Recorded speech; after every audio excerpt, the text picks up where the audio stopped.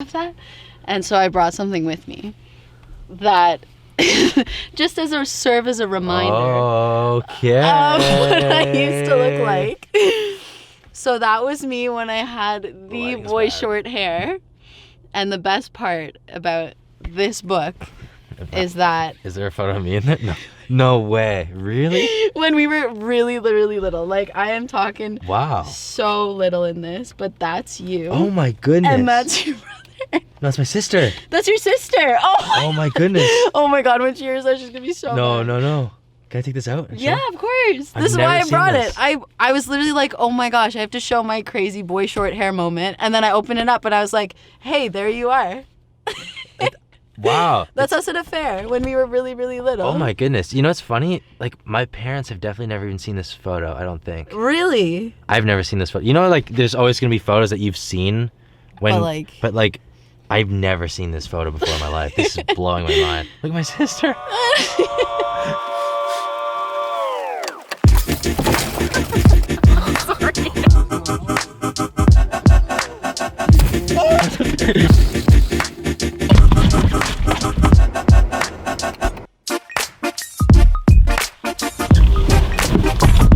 Okay, welcome back to Fuck Salad. Fuck Salad! I'm here with my cousin, Michaela, today. Fam love. First family member on the show so far. And we're nearly done. Happy to be here. Michaela and I haven't seen each other in 10 years. 10. Oh, well, we don't even know. We tried to figure it out. 10-ish? I would say, like, we were saying 8 to 10. We didn't really know. We didn't really know. No. Good little segue. You know, we do obviously see each other a lot more than we think we do because of Instagram and actually literally just Instagram. But it's been fun watching your kind of creative journey in all creative areas. All creative areas, yeah. That we can dive into here, really. Yeah. Okay. So, yeah, just artists. Like I always. It's a tough place to. It is a tough place to start this. Yeah, but honestly, like for me, it's kind of like I live my life. There are two halves of me. It's like my engineering side and my art side, and they like. It's great halves. Oh, it's hard though. Because literally like like my day-to-day life, I work 9 to 5. I'm in a lab. I'm working with it's called RFIC. So it's radio frequency integrated circuits. So basically all the little invisible waves that travel through the air that help us communicate every day with our phones, whatever. There's a tiny little chip that governs the capturing and demodulating of those signals, and that's what I design and test like day to day. But yeah, so there's that, and then there's also like my art sides where I'm doing, you know, like I just had my art show. I've been like doing different exhibitions and working with different creators and stuff like that. So there's like that side of it where people don't even know that I'm an engineer. Like they'll just be like, oh hey, whatever, and then they'll be like, what? Like, if I just mention it, yeah, I got to go to work tomorrow. Oh, what do you do for work? Oh, I'm an engineer. They're like, what the hell? Yeah. Are you serious? And then people at work, they're like, art? Like, I don't understand that. So I have to kind of like, I'm two sides of myself.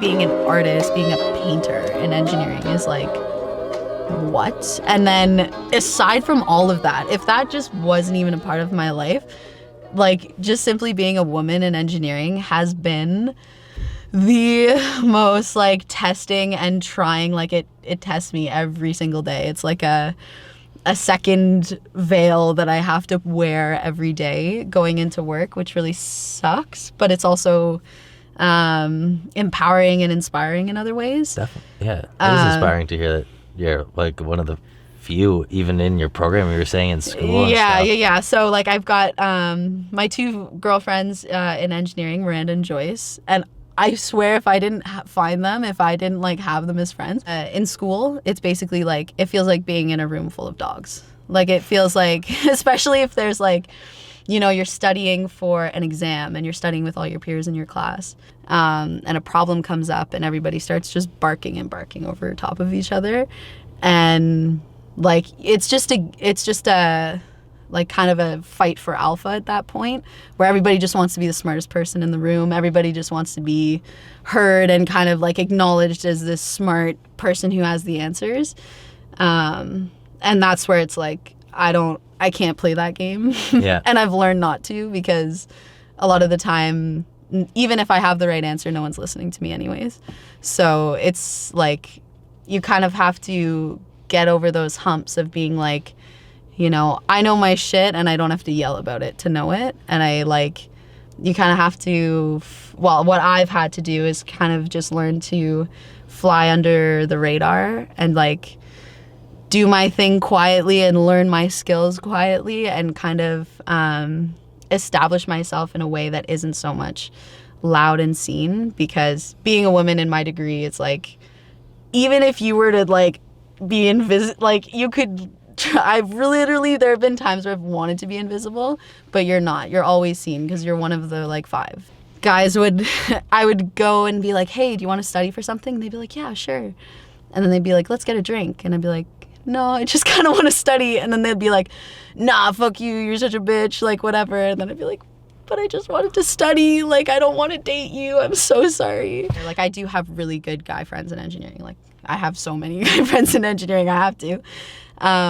Who are like very like level-headed, level-minded. They're not so much the barking individuals, but like when I tell them about my experiences in engineering, they're like, oh my God, I'm so sorry, whatever. And it's like, don't apologize. This is just like it. I'm glad that you're understanding what it's like. My self-image was completely distorted.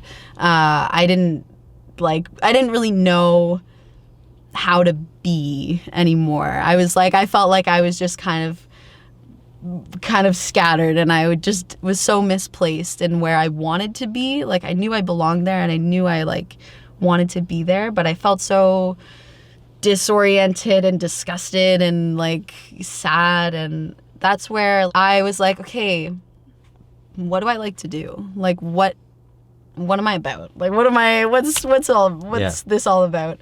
And I was like, I think I like to paint.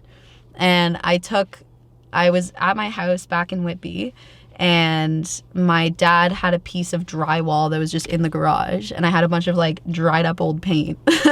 And I painted a picture of an elephant, and that's how it all started. I was like, I think if I wanted to be an animal, I'd be an elephant. And then I just started painting one, and it was like purple and blue and green and all this stuff, and it felt like it was the best I'd ever felt. And then I just kind of chased that and progressed it from there. And then I just, like, what was at first kind of a way of coping and finding myself became just like everything to me.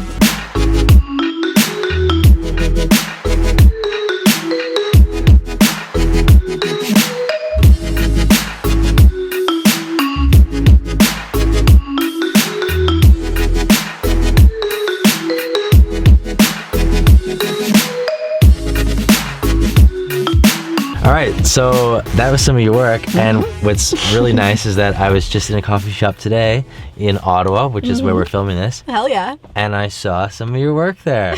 Intentionally, like I went because I knew it was there. I was about to be like, no way. A lot of that art show, I had to divide it up because there are different layers of my art. There's my prints, and then there's original works. And then I've got like my mural installation kind of pieces, which kind of come with the show. So Arlington 5, I've done like a triangular mural that's made out of iridescent material and like this mirror paper. And the reason why I used the mirror paper stuff was I actually incorporate that in my original paintings. Okay. I collage it, and then like before I do the painting over top of it, and it makes the colors pop and like in a very cool way. Like light will hit the painting differently than if you're just painting regularly. But yeah, Arlington 5, so many little sparks of my business and of my creative journey have happened there. So it was really cool to put on a show and kind of showcase my stuff there. It's very cool to see you integrating yourself in the art community in Ottawa. Yeah. I just don't know Ottawa. I know Montreal, I know Toronto. Yeah. Well, I mean, those are like the creative hubs, right? Yeah. Like lots of creators all over Toronto. Montreal is like a dream. Like there's murals and art literally everywhere. So what's up with Ottawa then? Do we like Ottawa as a creative hub, or is it growing? Yeah, we absolutely love it. There's this kind of like underground creative community that's really working and like putting in. There's workshops all the time. There's like these little like events happening here and there at these just like local shops that, you know, you hear the owners, they're like, oh, I want to get more involved with creatives and all this stuff. It's really like bustling. It's like water that's about to boil, and you're like, if to be a creator in Ottawa, it's a ton of opportunity that I think in other cities might not be so available because they're already so established as a creative hub. Okay. And maybe I'm wrong in that because, you know, I haven't been creating. I've only been creating in Ottawa, but since I've tapped into this whole creative community and I've been meeting people in music and fashion and all sorts of different things. Like there's some videographers, amazing photographers around here as well that I've been working with too, because, you know, art is, for me, my art is more than just like art on a canvas, you know? But I do wish Ottawa had more vegan restaurants for me.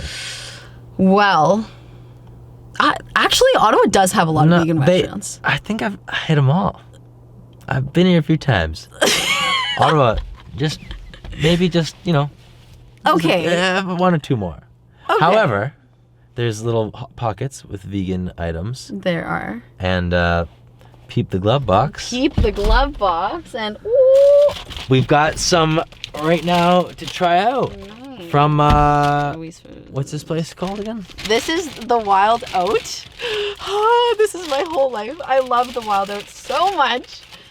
Okay, so spicy vegan brownie, and a minty Nanaimo bar. This is like heaven right here. This is really good. That one, it has a little dash of cayenne in it, so it's got that little spice at the end.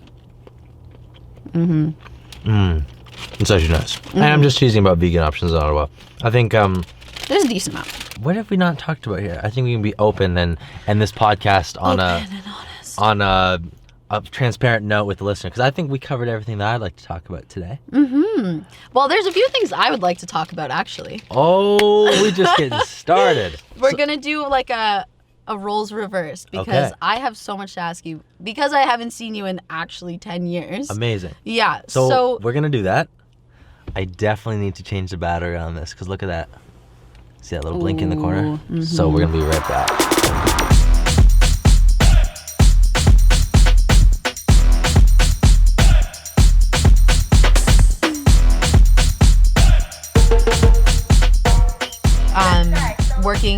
Maybe not working, because creator to creator basis is very individual, but the creative scene in the UK versus the creative scene in LA. Oh, wow. Okay. Because I don't know. I've never. Okay, yeah. Well, that's a tough one, because nothing compares to Los Angeles. Okay.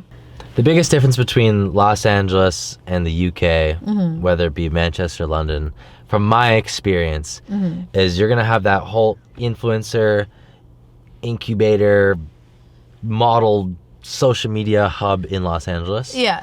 And in the UK and basically any other city in the world that I've experienced working in, it's going to have a wide variety of a lot of things. The one thing that does differentiate it is the type of people that you meet. Okay. I feel like in LA you need to know someone, and you can get way more work in LA than anywhere else. Okay.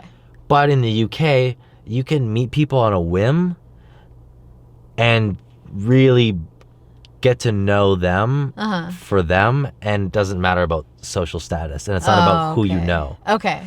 Because you can meet someone in Los Angeles, and as soon as they pull out your Instagram and they see if they have way more followers than you, they might not want to work with you. Yeah. That might not be a thing actually anywhere else in the world other than Los Angeles.